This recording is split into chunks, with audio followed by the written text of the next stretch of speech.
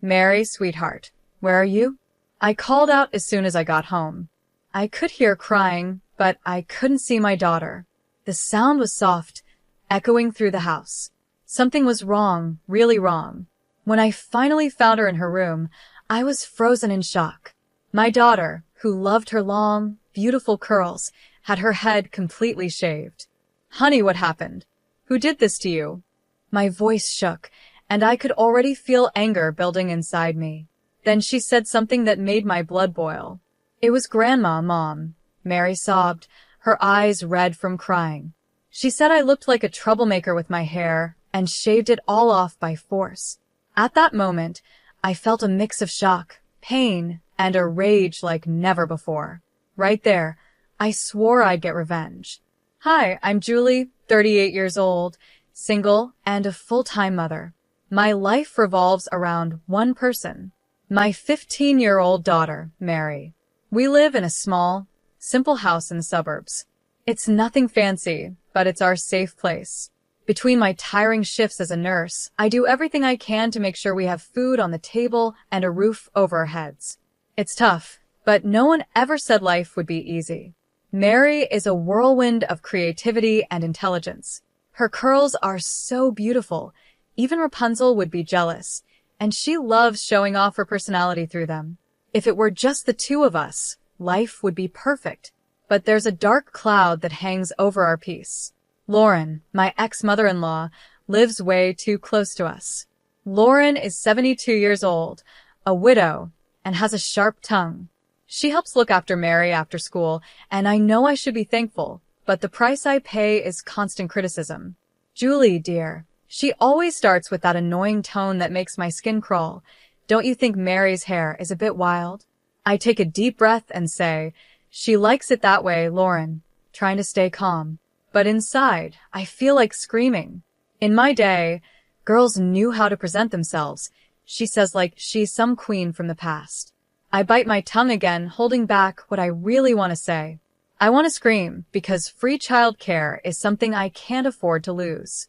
What makes this even harder is that Lauren was so strict with her own son, Mary's father, yet he still went down the wrong path. Kyle, the man I had Mary with, lived his whole life under his mother's tight control. Lauren raised him with a heavy hand, believing that harsh discipline would build his character. He was never allowed to be himself or make his own choices. Everything he did was judged by her. When Kyle grew up, he rejected everything his mother tried to force on him. He rebelled, making bad decisions that eventually led to him getting involved in trouble. Now he's in prison, and Mary doesn't have her father in her life. Lauren, of course, blames the world and me for what happened to Kyle. She acts like I ruined her son, as if I pushed him to live that kind of life. But the truth is, it was Lauren's suffocating control that drove Kyle away. Now, she takes all her bitterness out on me and Mary, trying to do the same thing to my daughter. Lauren sees Mary as her second chance to shape someone the way she wants, and I'm the one who has to stand in her way. At first, Lauren begged to help with Mary. She insisted that as a grandmother, she had the right to be part of her life and make up for lost time. Julie, I'm old, but I want to be in my granddaughter's life. Let me help, she'd say, almost like she was desperate. I admit, part of me believed her. And of course, I needed help. Between my hectic shifts at the hospital and being a single mom, having someone step in seemed like a huge relief, even if it was Lauren. I wanted to believe she was sincere, that maybe she could be a positive influence on Mary. I thought her criticism was just part of her personality, and help is help, right? But every day, I regret that decision more and more.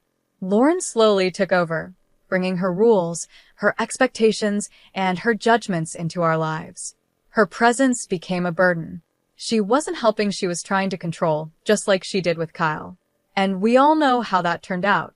Thankfully, I have Isabella, my best friend and coworker. She's my support system.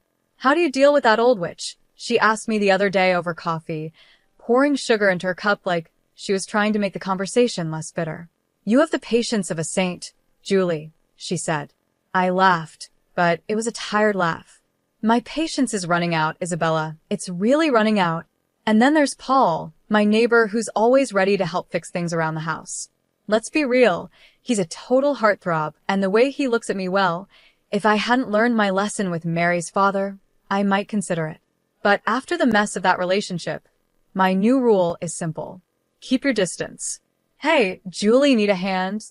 Paul calls from the street. Here he comes, wearing a tight shirt and flashing his easy smile. I try not to stare at his biceps as he lifts some boxes from the garage. Thanks, Paul. You're a lifesaver, I say, but in my head, I'm thinking, and a temptation I really don't need right now.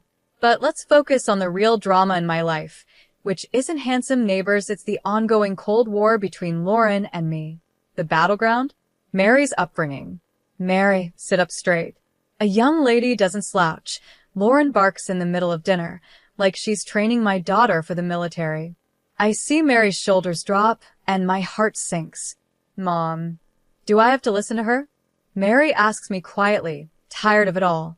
I glance at Lauren, silently letting her know that this fight isn't over. Just do your best, darling, I say, trying to comfort Mary. We all have different ideas about what's important. My voice sharpens as I look at Lauren. Different ideas, yes, Lauren mutters, with that superior tone that makes me want to scream. If you listen to me, Julie, this girl wouldn't be running wild. I clench my fists under the table, trying not to lose it right then and there. She's not running wild, Lauren. She's expressing herself, and I won't stop her from doing that. My tone is sharper than I intended, but I'm at the end of my rope. Lauren, as always, stays calm and cold. Mark my words, Julie. Without discipline, that girl will end up in trouble. I watch as Mary goes to her room, her curls bouncing. Curls I wouldn't be seeing for much longer. A shiver runs down my spine. I've been holding this situation together for so long, but something inside me is screaming that it's about to blow, and it's going to be ugly.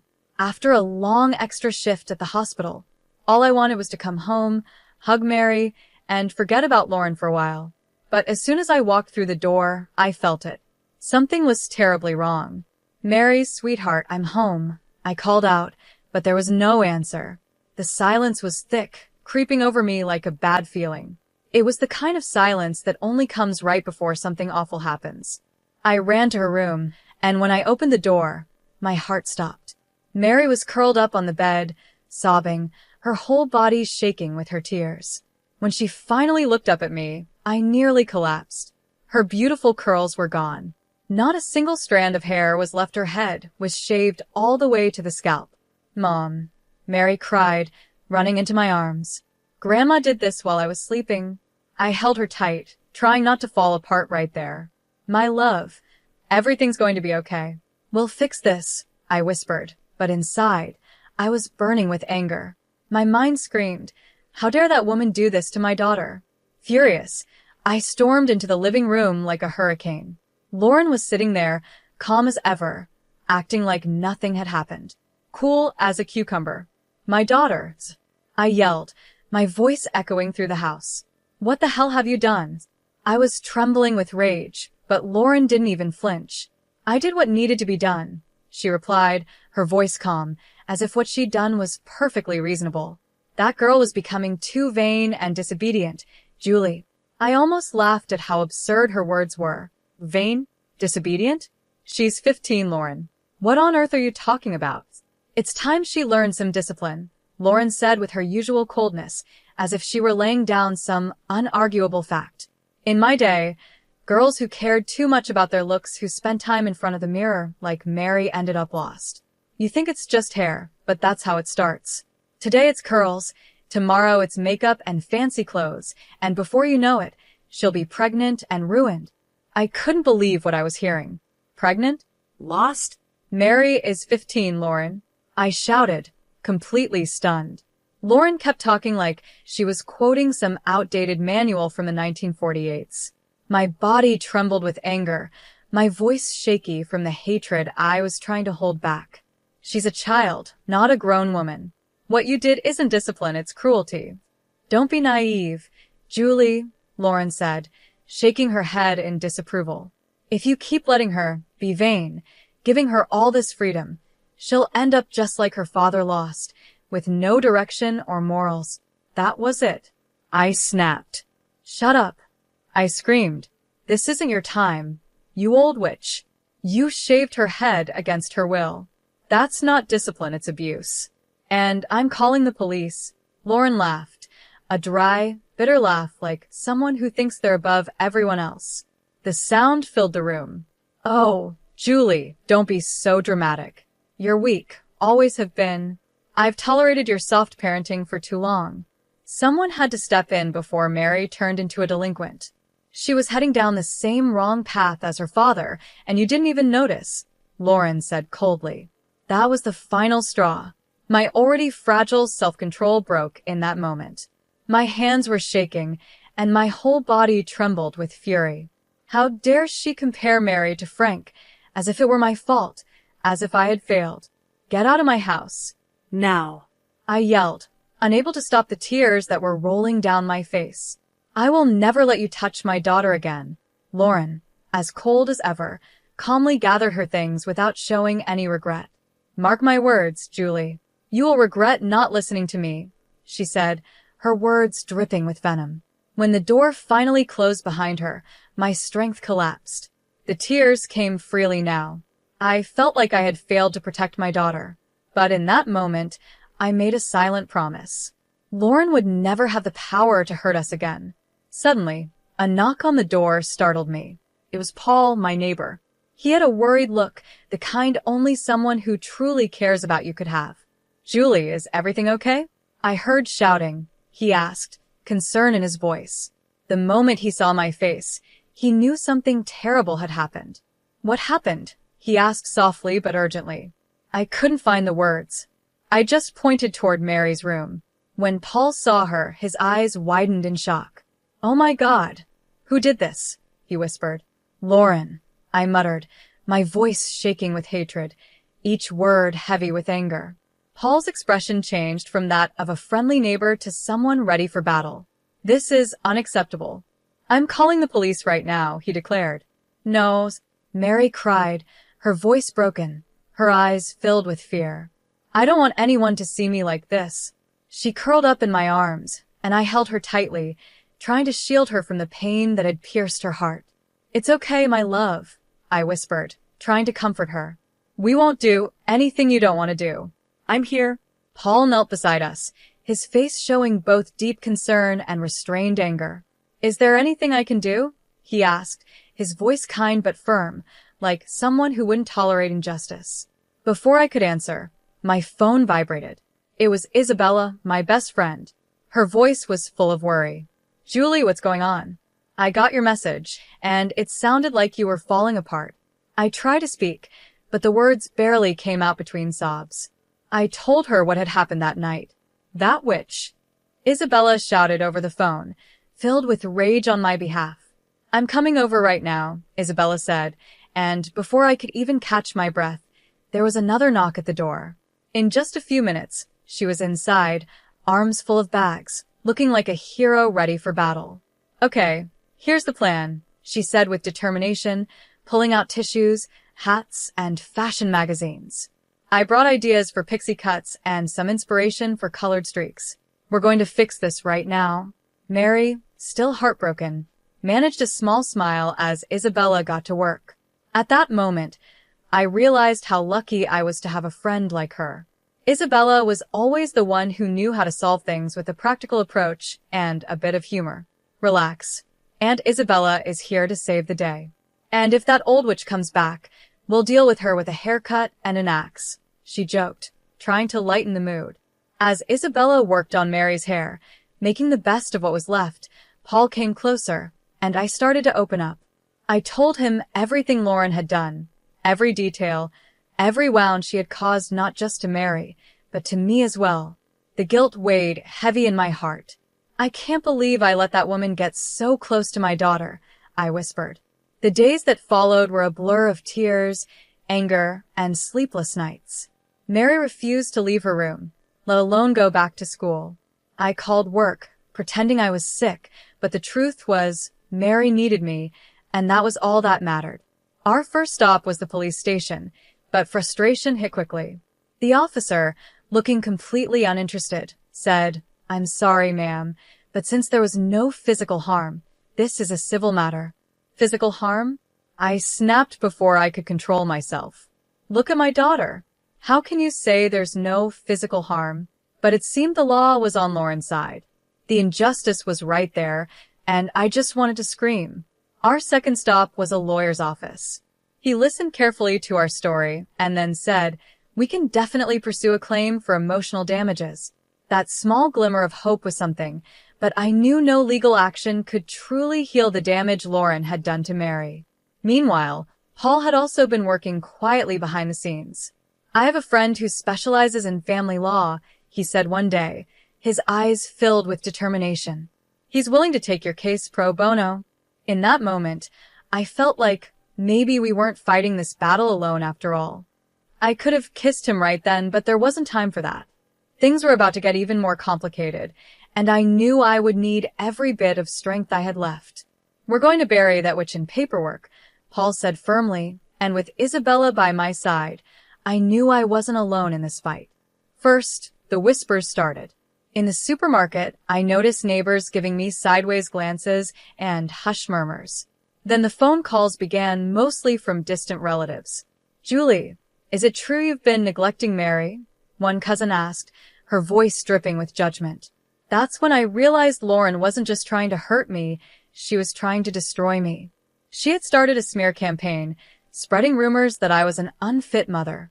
I collapsed onto the sofa next to Isabella and Paul, feeling the pressure weighing me down. "That which is trying to turn everyone against me," I said, the lump in my throat growing stronger. But Lauren had underestimated me. If she wanted a war, she was going to get one. I decided to fight back. I started digging into Lauren's past, contacting her old friends and relatives. I needed to know if there was more she was hiding. What I found left me cold. One night, as I sat with Mary, she finally opened up to me, revealing what she had been holding back for so long. If I misbehaved, Grandma said she'd send me to a boarding school, Mary said, hesitating for a moment before continuing. Tears filled her eyes as she added, "She used to lock me in the closet when I did something wrong." My blood boiled. How had I not seen this sooner? How could I have let my daughter suffer like this? I hugged Mary tightly, my heart breaking with guilt and anger. "This is not your fault, sweetheart," I assured her. "Your grandmother will never hurt you again." With the help of Isabella and Paul, we started preparing for our next move.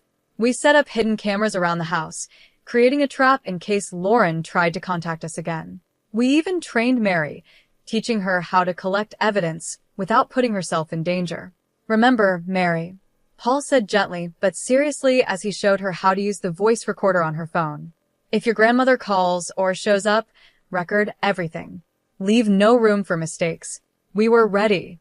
Lauren had no idea what was coming. I had been on the defensive for too long, but now it was my turn to fight back. "Press this button as soon as necessary, understood?"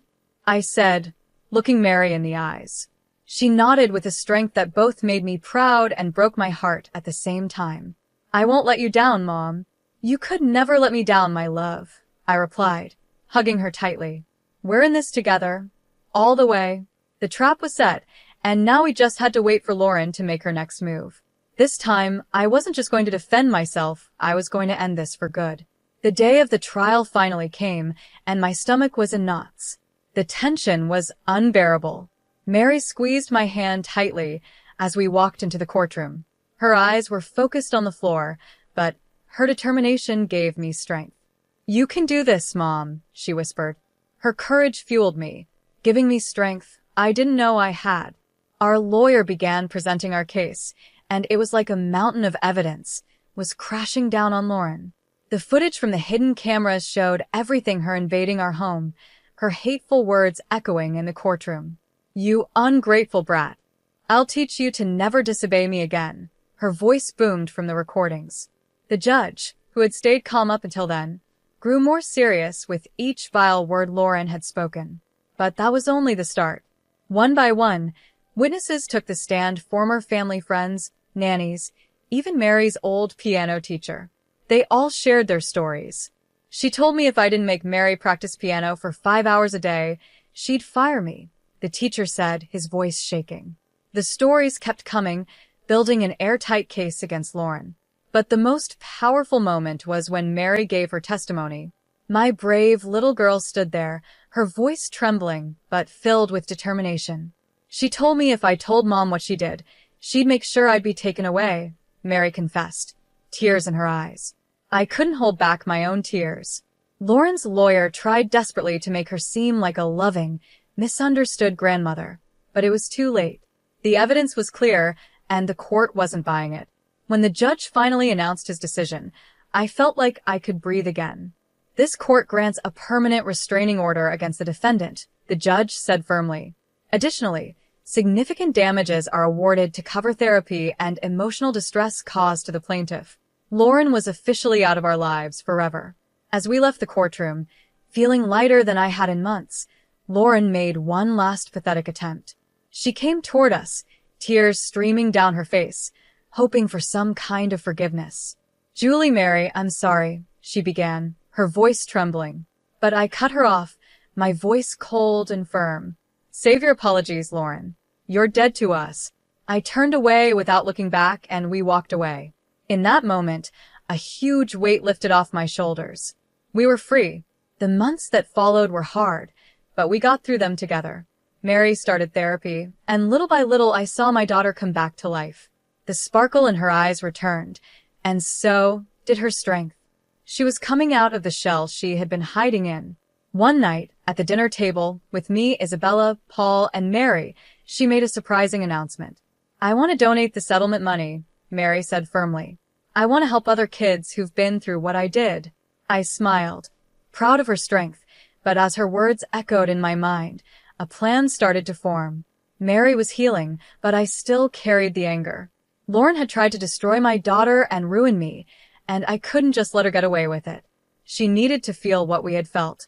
Lauren probably thought that the restraining order and enforced distance meant everything was settled, that she could finally live in peace.